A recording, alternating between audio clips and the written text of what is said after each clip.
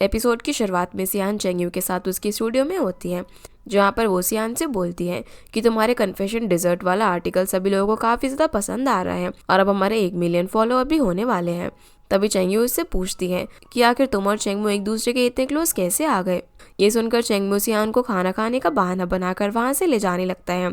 चेंगयू भी दोनों के साथ जाने लगती है, पर वो समझ जाती है कि दोनों को साथ में जाने देना ही ठीक है। इधर सोल डेजर्ट शॉप में काम कर रहे वर्कर अपनी शॉप के बाहर जियान और हान को देख रहे थे।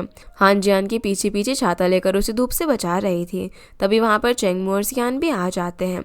उन दोनों ने एक दूसरे का हाथ पकड़ा हुआ था, इसलिए वहाँ पर मौजूद सभी लोगों को पता चल जाता है कि वो दोनों अब डेट कर रहे हैं।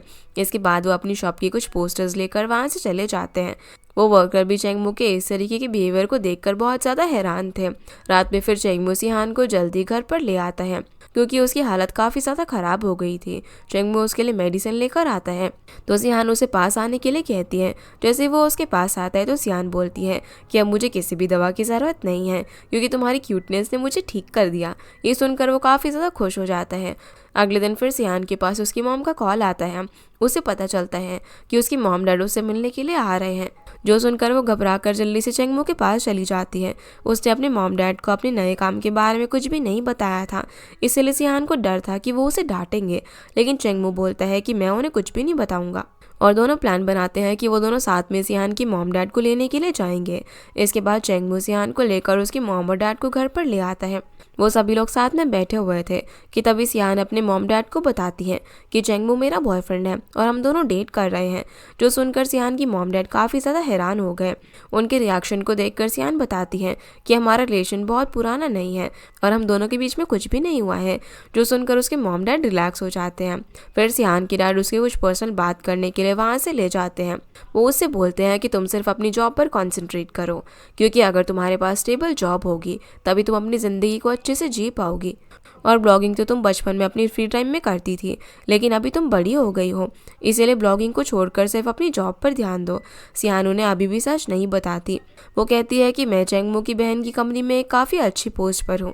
थोड़ी देर बाद फिर चेंगमू भी वहाँ पर आ जाता है। वो सियान के डैड से बोलता है कि अब सियान के ऑफिस का वक्त हो गया है। सियान के डैड भी उसे ऑफिस के लिए भेज देते हैं। अब घर पर सियान की मॉम डैड अपने सामान की सेटिंग कर रहे थे। तभी वो चेंगमू के घर पर कुछ मेडिसिन देखते हैं, लेकिन उन्हें ये नहीं पता होता कि ये मेडिसिन किस चीज़ की है और किसकी है। फिर जैसे ही सियान के डैड ने अपने फ़ोन पर उन मेडिसिन के बारे में सर्च किया तो उन्हें पता चलता है कि डिप्रेशन की मेडिसिन है। सियान की मॉम और डैड दोनों ही बहुत ज़्यादा डर जाते हैं, क्योंकि उन्हें लग रहा था कि ये मेडिसिन ज़रूर सियान की होगी। पर जब मॉम ने वहाँ पर पड़े उस मेडिसिन के बॉक्स को देखा तो वहाँ पर चेंगमू का नाम लिखा हुआ था। दूसरी तरफ सियान चेंगयू के पास चली जाती है। वो काफ़ी ज़्यादा परेशान लग रही थी। ये देखकर चेंगयू पूछती है कि क्या तुम्हारी चेंगमू के साथ लड़ाई हुई है।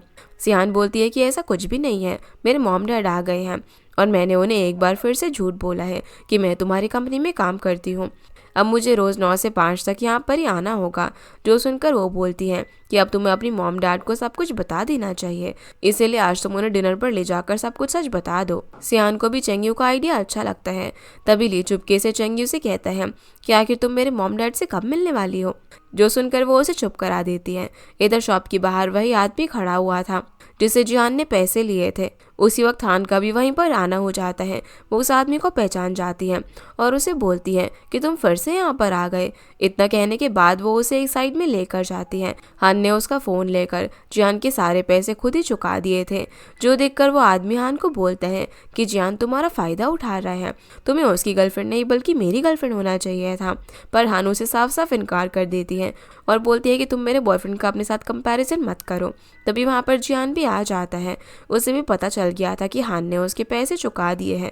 उस आदमी के जाने के बाद हान फिर जियान से पूछती है कि आखिर तुमने उस आदमी से इतने सारे पैसे क्यों ले रखे थे।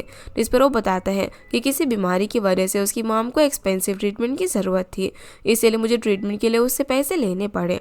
फिर जाने से पहले वो हान को बोलता है कि जब तक मैं तुम्हारे सारे पैसे ना चुका दूँ तब तक हमें एक दूसरे से दूर रहना होगा। इतना कहने के बाद जियान वहाँ से चला जाता है। हान को अब काफ़ी बुरा लगता है। वो सीधा अपने भाई मोजू के पास आ जाती है। मोजू बोलता है कि अभी तो तुम हंसती हुई गई थी और अभी तुम्हारा मुंह उतरा हुआ कैसे है? हान बोलती है कि मैं तुमसे लड़कों के बारे में कुछ पूछना चाहती हूँ। वो बताती है कि मैंने जियान की डेट के सारे पैसे चुका दिए, लेकिन फिर भी वो मुझसे मिलने से इनकार कर रहा है। मुझे लगता है कि वो मुझसे प्यार नहीं करता। तो इस पर मोजू बोलता है कि ऐसा नहीं है, लड़के बहुत ज़्यादा ईगो वाले होते हैं। जब तुमने उसका डेट पे किया तो उसे बुरा लगा होगा कि उसकी गर्लफ्रेंड ने उसके पैसे दिए। तभी उसने कहा था कि जब मैं तुम्हारे सारे पैसे दे दूंगा तभी हम फिर से मिलेंगे, यानी कि वो तुमसे प्यार करता है।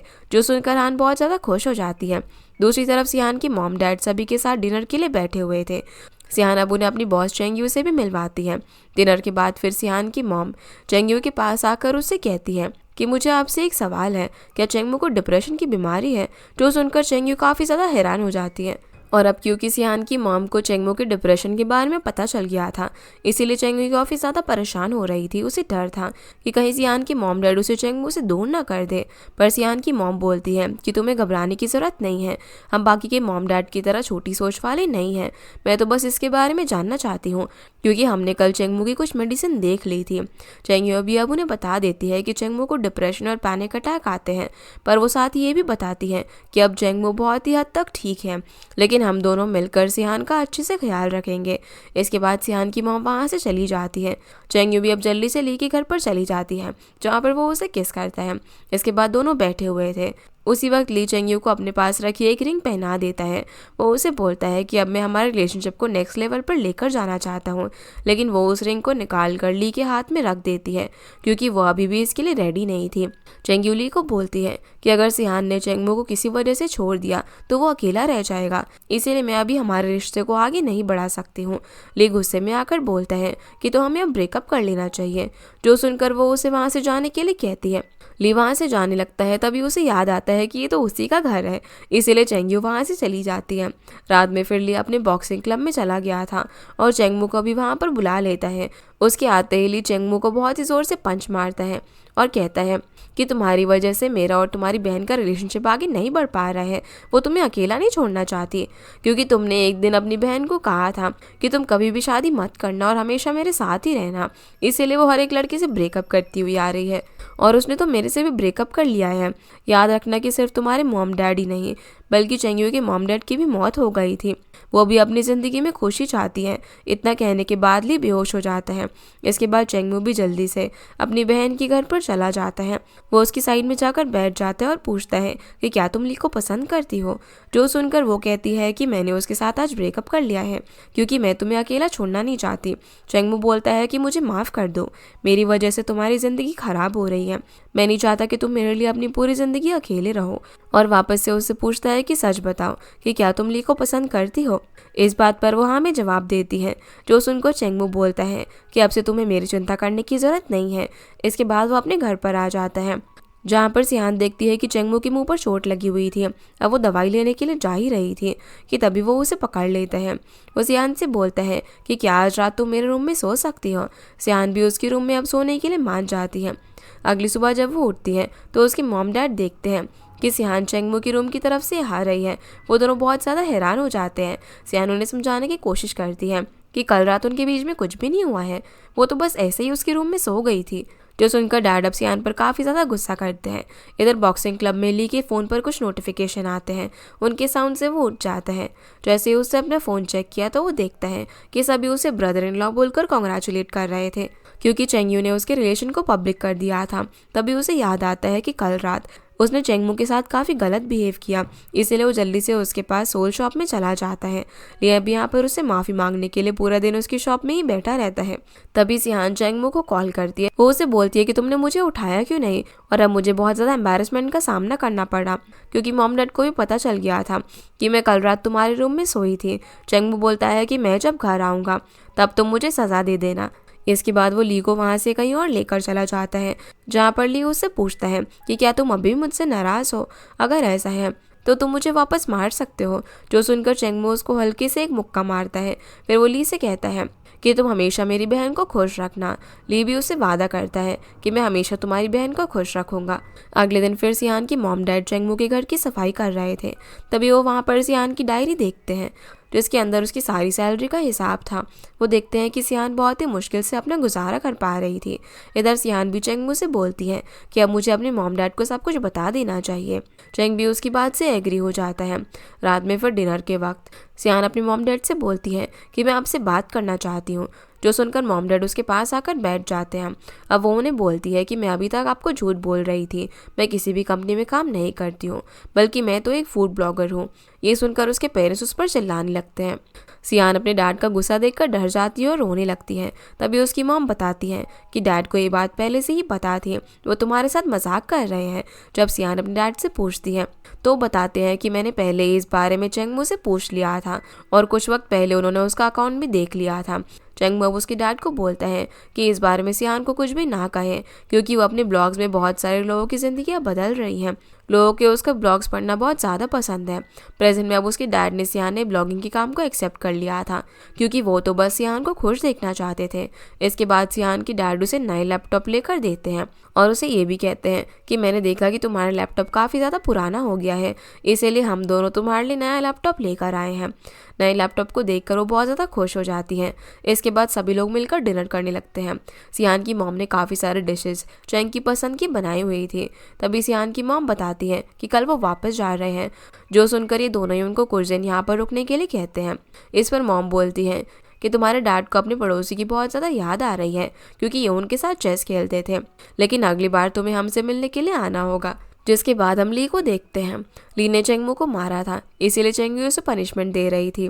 ली उससे माफ़ी मांगता है कि मैं आज के बाद ऐसा कभी भी नहीं करूँगा और आज के बाद से चेंगमू भी मेरी रिस्पॉन्सिबिलिटी है, इसीलिए मैं भी उसका पूरा ध्यान रखूँगा। जो सुनकर वो उसको माफ़ कर देती है। इधर रात में सियान चेंगमू के पास आकर बैठ जाती है। वो देखती है कि वो एक नए डेजर्ट की प्लानिंग कर रहा था। चेंगमू बोलते हैं कि इस नए डेजर्ट का नाम होम है, क्योंकि जब से तुम और तुम्हारे मॉम डैड मेरे घर पर आए हैं मुझे पता चला है कि एक घर का असली मतलब क्या होता है। सियान भी यहाँ पर उसे थैंक यू बोलती है, क्योंकि उसने उसकी ब्लॉगिंग के बारे में पहले ही उसके डैड को बता दिया था। इसके बाद वो उसे किस करके वहाँ से चली जाती है।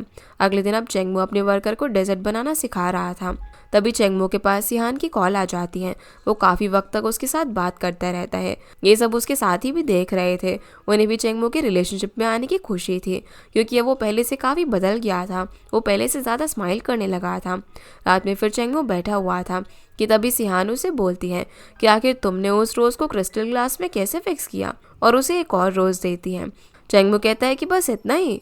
तभी उसे याद आता है कि उस दिन सियान ने उसे रोज़ के साथ एक लेटर भी दिया था, इसीलिए वो सियान को उसके लिए लेटर लिखने के लिए कहता है और सियान भी उसे मना नहीं कर पाती और लिखना शुरू कर देती है। वो बहुत सारे लेटर लिखती है, लेकिन चेंगमू को उनमें से एक भी लेटर पसंद नहीं आता, इसीलिए वो उस लेटर में लिखी हुई लाइन बोलने लगता है। उन्हें सुनकर सियान बोलती है कि तुम जेलस फील कर रहे हो। चेंगमू बोलता है कि ऐसा कुछ भी नहीं है और फिर से सियान को लेटर लिखने के लिए कहता है। इधर जियान अपने काम पर जा रहा था कि तभी हान उसे रोक लेती है। वो उसे बोलती है कि मैंने तुम्हें कल रात एक रेस्टोरेंट में काम करते हुए देखा। मुझे बुरा लगता है जब तुम इतना काम करते हो तो तुम मेरे पैसे मत देना। जो सुनकर वो बोलता है कि मैं जितना जल्दी हो सके तुम्हारे पैसे देने की कोशिश करूँगा, और वो उसे धूप की वजह से अपनी जैकेट दे देता है। हान को जब जियान की जैकेट मिलती है तो वो बहुत ज़्यादा खुश हो जाती है, क्योंकि जियान को कहीं ना कहीं हान की फिक्र थे। वहीं शॉप में बिन सभी को बताता है कि एक बहुत बड़े ब्लॉगर ने सोल शॉप के बारे में आर्टिकल लिखा है। ये शॉप चेंगमू की कंपनी के सपोर्ट से इतना फेमस है। चेंगमू इस बात को इतने सीरियसली नहीं लेता, क्योंकि उसे पता था कि इस शॉप के लिए उसकी बहन ने काफ़ी पैसे इन्वेस्ट किए थे और वो इस बात को मान भी रहा था।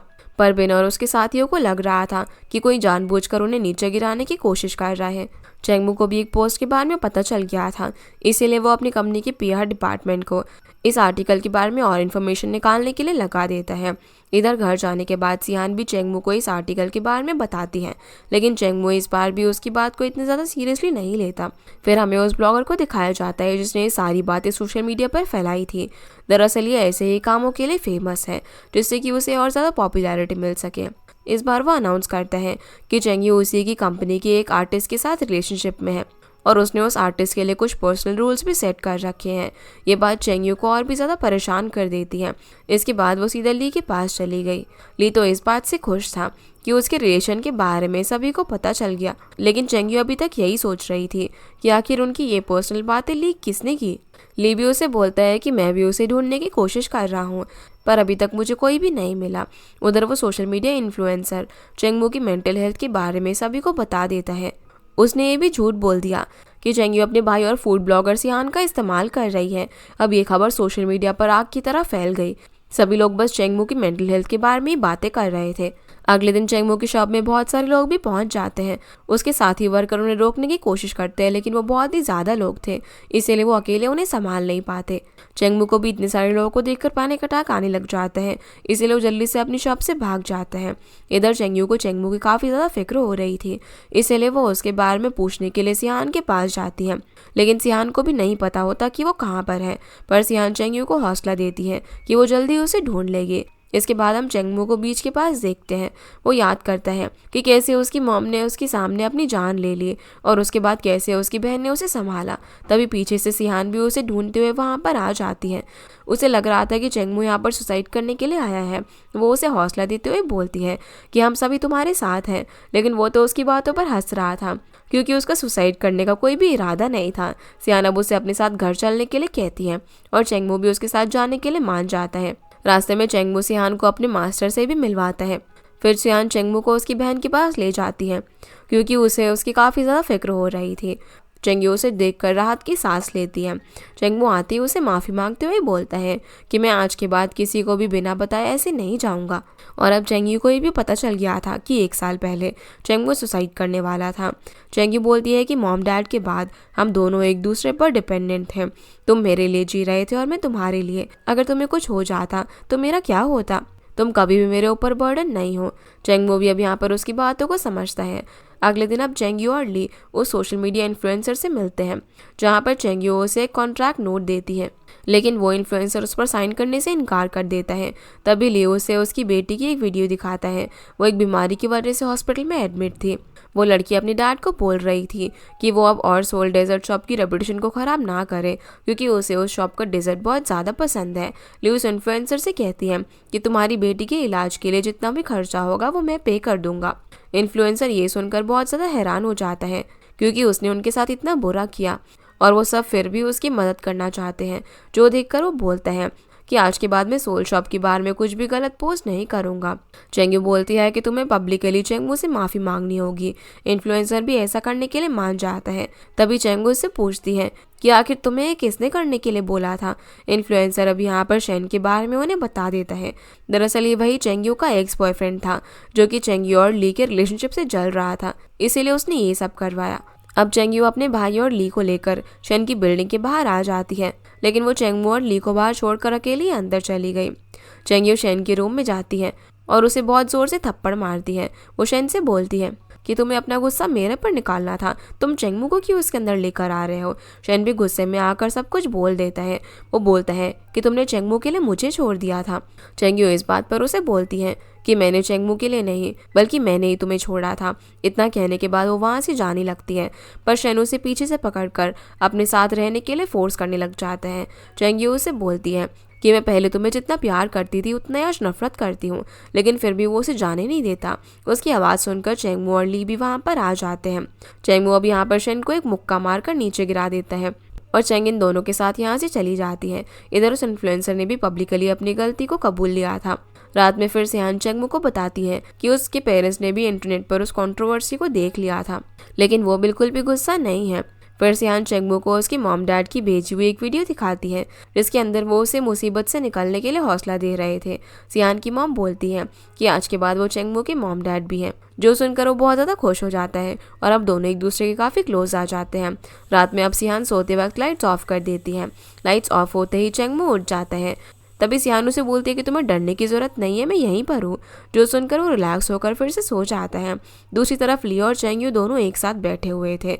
उसी वक्त चेंगयू को उल्टी आने लग जाती है। उन्होंने जब इस बारे में डॉक्टर को दिखाया तो उन्हें पता चलता है कि चेंगयू और ली दोनों मॉम डैड बनने वाले हैं। जो सुनकर ली उससे कहता है कि हमें अब शादी कर लेनी चाहिए। चेंगयू भी उसके साथ अब शादी करने के लिए मान जाती है। अगली सुबह फिर सिहान चेंगमू के लिए ब्रेकफास्ट बनाती है, पर चेंगमू देख लेता है कि सियान ने ब्रेकफास्ट खुद नहीं बनाया बल्कि बाहर से ऑर्डर किया है। दरअसल सियान को ज़्यादा कुछ बनाना नहीं आता था, लेकिन चेंगमू उसे कह देता है कि अगली बार तुम खाने के पैकेज को छुपा देना, और दोनों हंसने लग जाते हैं। इसके बाद चेंगमू सिहान को लेकर अपनी शॉप में चला जाता है। उस शॉप में काम कर रहे लड़के उसे फिर से शॉप में देखकर काफ़ी ज़्यादा खुश होते हैं। चेंगमू फिर इंटरनेट पर डालने के लिए एक वीडियो भी रिकॉर्ड करता है, जिसमें वो अपनी मेंटल हेल्थ के बारे में बता देता है। वो अपनी ज़िंदगी के बारे में भी बता देता है कि कैसे जब वो डिप्रेशन से गुजर रहा था तब उसके मास्टर ने उसकी मदद की थी। इसीलिए आज वो एक डिसीजन लेता है कि वो अपनी शॉप पर मेंटल हेल्थ की प्रॉब्लम से गुजर रहे लोगों को रखेगा। सभी लोगों को ये डिसीजन काफ़ी अच्छा लगता है। इसके बाद चेंगमू एक नए डेजर्ट भी बनाता है और उसकी शॉप में फिर से कस्टमर्स आना शुरू हो जाते हैं। शॉप के बाहर जियान और हान खड़े हुए थे, जहाँ हान जियान को बताती है कि उसको सेमेस्टर फिर से शुरू हो रहा है, इसलिए मुझे यहाँ से जाना होगा। जाते जाते हान फिर जियान से पूछती है कि क्या तुम मुझसे प्यार करते हो? तो जियान बोलता है कि जब तुम अगली बार यहाँ पर आओगी तब तक मैं तुम्हारे सारे पैसे चुका दूंगा, और क्या तुम मेरी गर्लफ्रेंड बनकर वहाँ पर आ सकती हो? जो सुनकर वो बहुत ज़्यादा खुश हो जाती है, क्योंकि उसे पता चल गया था कि जियान भी उसे प्यार करता है। रात में फिर सिहान और चेंगमू समुद्र के पास बैठकर एक दूसरे के साथ काफ़ी अच्छा टाइम स्पेंड कर रहे थे। अगली सुबह सूरज उगते ही चेंगमू सिहान को उसी जगह पर लेकर जाता है जहाँ पर वो दोनों पहली बार मिले थे, जहाँ वो उसे बोलता है कि अब हमें शादी कर लेनी चाहिए। सियान भी उसके साथ शादी करने के लिए मान जाती है और दोनों एक दूसरे को किस करते हैं। दूसरी तरफ बिन आकर अपने दोस्तों को बताता है कि जल्दी ही बॉस एक नई शॉप खोलने वाले हैं। तभी वहाँ पर जियान की गर्लफ्रेंड भी आ जाती है, क्योंकि वो 1 घंटे बाद ही यहाँ से जाने वाली थी। उसके आने की थोड़ी देर में चेंगमू और सिहान भी वहाँ पर आ जाते हैं। सभी लोग आपस में बातें कर रहे थे कि तभी रियो भी वहाँ पर आ जाता है। वो हंसते हुए बोलता है कि मेरे मॉम डैड की फिर से लड़ाई होने लगी है, कि अंकल और आंटी मैं आपके साथ रह सकता हूँ। जो सुनकर सभी हंसने लग जाते हैं और चेंगमू रियो को उठा लेता है। इसी के साथ हमारा ये ड्रामा यहीं पर ख़त्म हो जाता है। तो गाइस, ये थी आज के वीडियो एंड होप आप लोगों को ये वीडियो पसंद आई होगी। तो इस वीडियो को लाइक कर चैनल को सब्सक्राइब जरूर कीजिएगा। आपसे फिर मिलते हैं अगले इंटरेस्टिंग ड्रामा में, तब तक के लिए गुड बाय।